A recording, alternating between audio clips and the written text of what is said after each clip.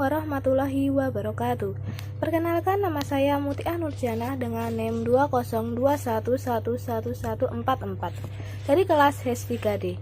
Di sini saya akan menyampaikan materi yang berjudul Sejarah Hukum Islam dalam Pandangan Pakar Hukum Islam. Yang pertama adalah konsepsi formal substantif hukum Islam. Konsep Islam yang dimaksud adalah konsep-konsep yang berasal dari sumber hukum Islam, yaitu Al-Quran, Al-Hadis, dan Ijtihad, atau pemikiran para ulama. Juhaya S. Praja menegaskan bahwa pakar hukum Islam menyatakan sumber hukum Islam ada 3, yaitu Al-Quran, As-Sunnah, dan Ijtihad. Begitu pula halnya pemikiran Joseph Skes tentang hukum Islam, tidak terlepas dari ketiga sumber hukum Islam tersebut.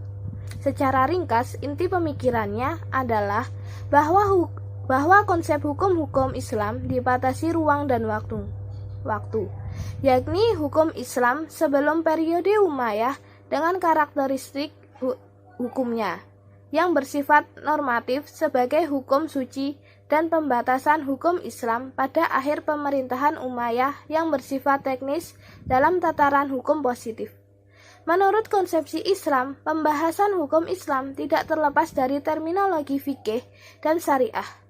Dari sejarah keduanya, pada masa awal Islam, kata fikih dipergunakan sebagai pemahaman terhadap hukum-hukum agama secara keseluruhan, yakni semua hukum yang disyariatkan oleh Allah untuk para hambanya, baik yang berhubungan dengan keimanan, keyakinan, dan yang berkaitan dengannya, atau berupa hukum-hukum kewajiban, perintah, larangan, atau pilihan.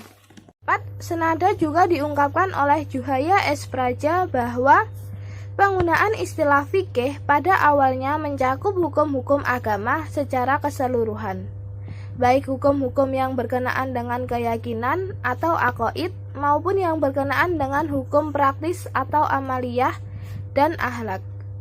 Oleh karena itu, dijumpai istilah al-fiqh al-akbar dan al-fiqh al-asghar.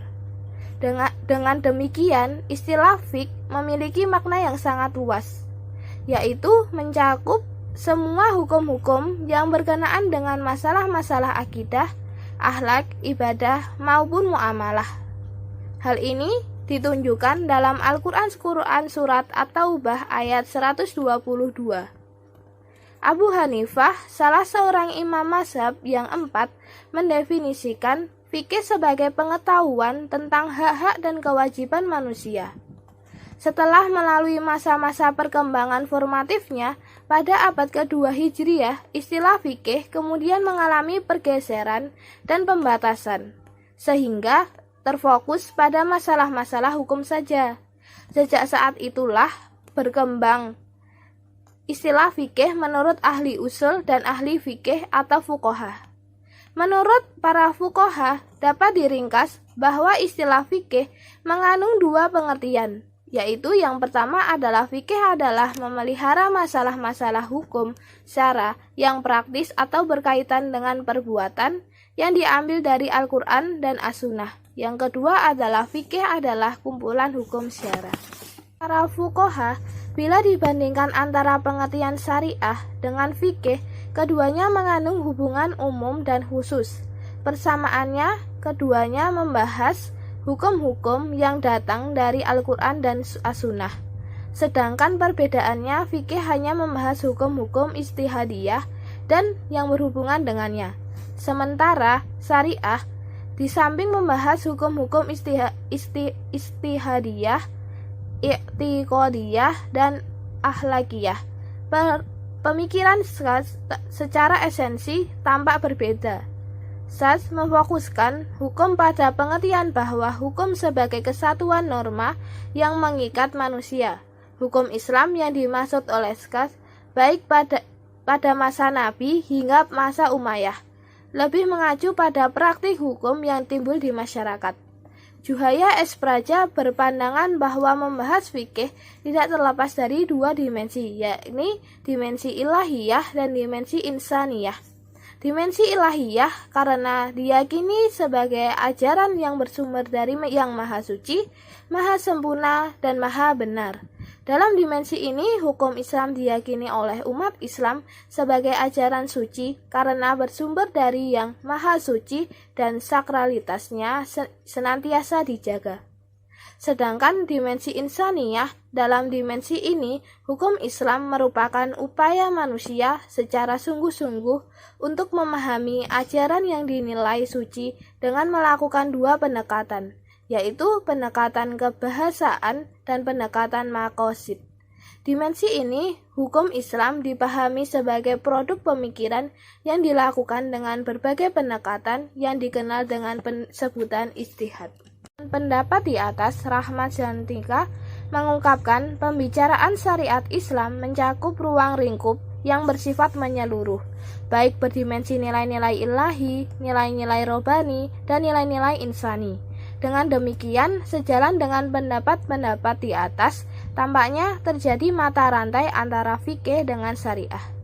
Oleh karena itulah dapat dipahami bahwa syariah adalah konsep substansi dari seluruh ajaran Islam, meliputi aspek keyakinan, moral, dan hukum, sementara fikih merupakan upaya untuk memahami ajaran Islam tersebut. Fikih cenderung sebagai konsep fungsional. Melihat istilah-istilah yang digunakan secara garis besar, ia mengartikan bahwa hukum Islam adalah hukum suci di satu sisi, dan hukum Islam secara teknis atau jurisprudensi di sisi lain. Akan tetapi, Skas menarik kesimpulan tentang hukum Islam secara umum bahwa yang dimaksud hukum Islam itu harus bersifat teknis, bukan sebatas normatif saja. Pandangan hukum sebagaimana yang dikaji oleh Skas secara prinsipil amat berbeda dengan pemahaman para ulama fikih. Sebagaimana dijelaskan di awal bahwa hukum Islam memiliki dua dimensi, yaitu dimensi ilahiyah dan dimensi insaniyah, kaitannya dengan ilmu hukum. Hukum Islam atau syariah dan fiqh yang terdapat dalam sumber Al-Quran dan berbagai literatur Islam mencakup hukum dalam arti sistem ajaran atau kaidah atau norma. Adalah konsepsi tentang sumber dan periodisasi hukum Islam. Menurut pendapat Skas, sumber hukum Islam pertama adalah tradisi masyarakat Arab pra-Islam atau hukum adat, bukan Al-Quran dan Sunnah. Pemikiran Skas ini didasarkan pada hukum adat yang dijadikan sebagai awal pembentukan hukum Islam. Tradisi juga merupakan bagian dari syariah. Tradisi adalah bagian dari syariah Allah itu sendiri. Artinya, tradisi Arab pra-Islam adalah bagian kecil dari syariah. Oleh karena itu, tidak benar menjadikan sesuatu sebagai bagian dari yang besar sebagai sumber hukum Islam. Selain itu, penolakan adat atau tradisi Arab pra-Islam sebagai sumber hukum Islam pertama karena adanya fakta bahwa sekadar hukum adat bukanlah suatu aturan yang diambil dari teks-teks sakral yaitu Al-Quran dan Al-Hadis. Meskipun demikian, logika ini berseberangan dengan pandangan rasionalitis dari penganut kelompok Mu'tazilah khususnya, yang berpandangan bahwa salah dan benar, baik dan buruk, serta apa yang disuruh dan apa yang dilarang merupakan unsur yang menyatu dengan intelek manusia, sehingga adat bagi mereka dapat dipandang sebagai satu dari sekian banyak sumber hukum Islam. Hukum memiliki persoalan polemik antara ahli ilmu tasawuf dan ahli fiqh. Juhaya S. Praja mengatakan bahwa ahli tasawuf berpendapat bahwa sumber hukum secara hakiki adalah Allah, sementara ahli fiqh berpendapat bahwa sumber hukum adalah Al-Quran sebagai dalil hukum.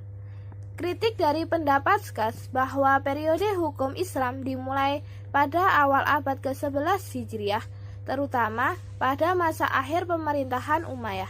Pemikiran ini sudah tentu berbeda dengan pendapat jumhur ulama. Meskipun para ulama berbeda-beda dalam menentukan periodisasi sejarah hukum Islam dan hampir semua bersepakat bahwa hukum Islam dimulai dari zaman Rasulullah. Ini adalah konsepsi metode penggalian hukum Islam. Dalam menganalisis metode pemikiran hukum Islam, Skas menggunakan beberapa pendekatan. Juhaya S. Praja menjelaskan bahwa karena hukum Islam berdimensi uluhiyah, Dalam arti, ia adalah bagian dari agama. Paling tidak, ada 4 pendekatan yang harus digunakan dalam penelitian tersebut. Yang pertama adalah pendekatan teologi, yang kedua adalah filsafat, yang ketiga adalah sejarah, dan yang keempat adalah ilmu-ilmu sosial. Di samping itu, pendekatan bahasan merupakan alat untuk pelengkap pendekatan-pendekatan tersebut. Pendekatan teologi penting dilakukan dalam meneliti hukum Islam.